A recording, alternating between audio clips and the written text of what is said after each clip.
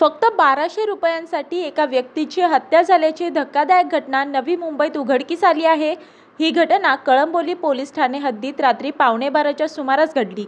या घटनेत मध्यस्थी करायला गेलेला एक जण जखमी झाला असून जखमीवर कामोठे येथील MGM रुग्णालयात उपचार सुरू असल्याची माहिती मिळाली आहे। मिळालेल्या माहितीनुसार घटनेत मृत्युमुखी पडलेले परवेज अन्सारी आणि आरोपी सद्दाम हुसेन अन्सारी हे एकाच ठिकाणी कामाला होते।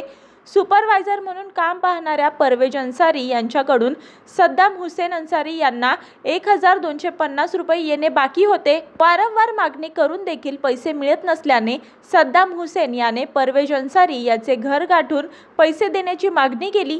मात्र मृत परवेज याने पैसे देण्यास असमर्थता दाखवल्याने सद्दाम हुसेन आणि त्याच्या सोबत असलेल्या दोघांनी परवेज यांना लाथाबुक्क्यांनी मारहाण करण्यास सुरुवात केली। परवेज यांना मारहाण होत असल्याचे लक्षात आल्यावर मारहाण थांबवण्यासाठी गेलेल्या त्यांच्या नातेवाईकांवर देखील सद्दाम आणि त्याच्या सहकाऱ्यांनी आपल्याकडील चाकूने हल्ला केला। हल्ल्यानंतर जखमी झालेल्या परवेज आणि त्याच्या नातेवाईकाला कामोठे येथील MGM रुग्णालयात दाखल करण्यात आले।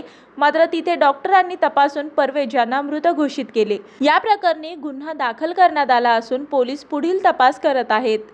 मी वर्षा काटेकर, योद्धा न्यूज, नवी मुंबई।